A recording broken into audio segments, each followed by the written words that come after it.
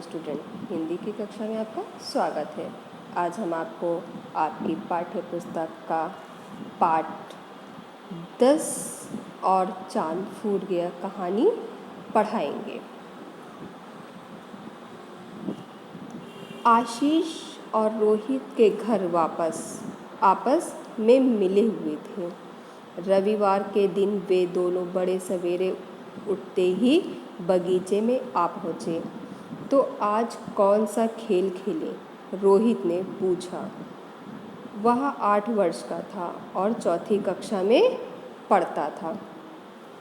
Carrom से तो मेरा मन भर गया, क्यों ना हम क्रिकेट खेलें? आशीष ने कहा।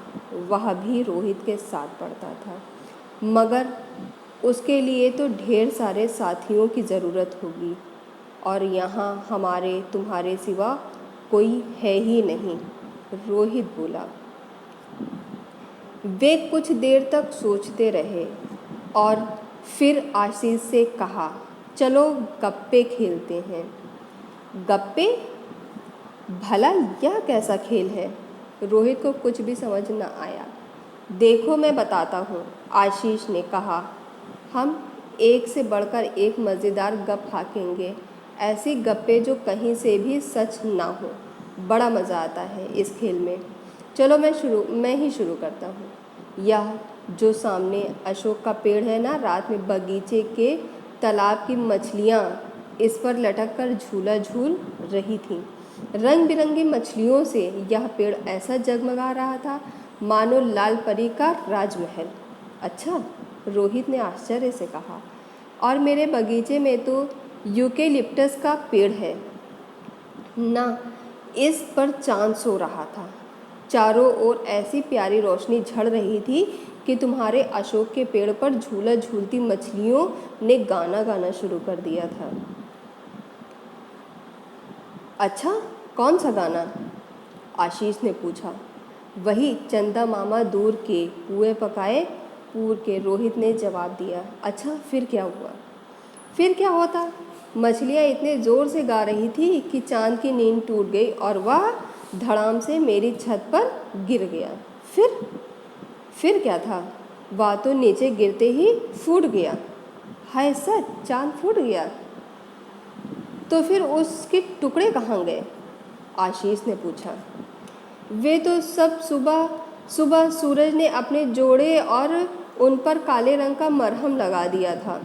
विश्वास ना हो तो रात में देख लेना, चांद पर काले धब्बे ज़रूर दिखाई देंगे।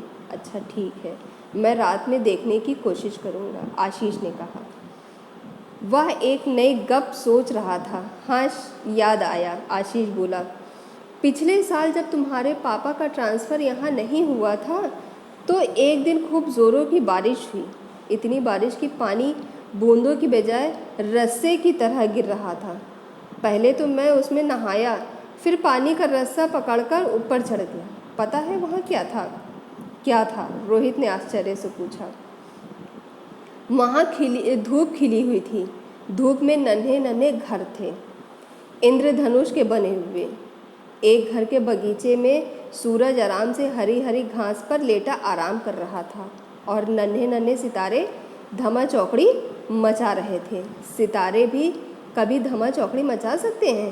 रानी दीदी ने टोक दिया। ना जाने वो कब आशीष और रोहित के पास आ खड़ी हुई थी, उनकी बातें सुन रही थी। अरे दीदी, हम कोई सच बात थोड़ी कर रहे हैं, रोहित ने सफाई दी। अच्छा, तो तुम झूठ बोल रहे हो, रानी ने धमकाया।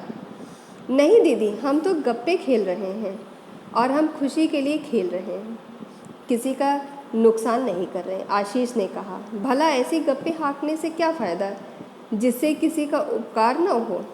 मैंने एक गप हाँकी और 2 बच्चों का उपकार भी किया। वो कैसे? दोनों बच्चों ने एक साथ पूछा। अभी अभी तुम दोनों की मम्मियाँ तुम्हें नाश्ते के लिए बुला रही थी। उन्हें लगा कि तुम लोग बगीचे में खेल रहे होगे, लेकिन मैंने गप मारी कि वो लोग तो मेरे घर में बैठे पढ़ाई कर रहे हैं। उन्होंने मुझे तुम दोनों को भेजने के लिए कहा है। यह सुनते ही आशीष और रोहित गप्पे भूलकर अपने अपने घर भागे। उन्हें डर लग रहा था कि मम्मी उनकी पिटाई कर देंगी, लेकिन मम्मियों ने तो प्यार किया और सुबह सुबह पढ़ाई करने के लिए शाबाशी भी दी। रानी दीदी की गप को वे सच मान बैठे थे। सीख, यथासंभव उपकारी कार्यों में समय व्यतीत करना चाहिए। मतलब बच्चों ने जो किया और उनकी दीदी ने उनको बचाने के लिए उनसे झूठ बोला। आई होप सो क्लास आपने इस पार्ट को बहुत अच्छे से पढ़ा, समझा। Okay class, thank you so much.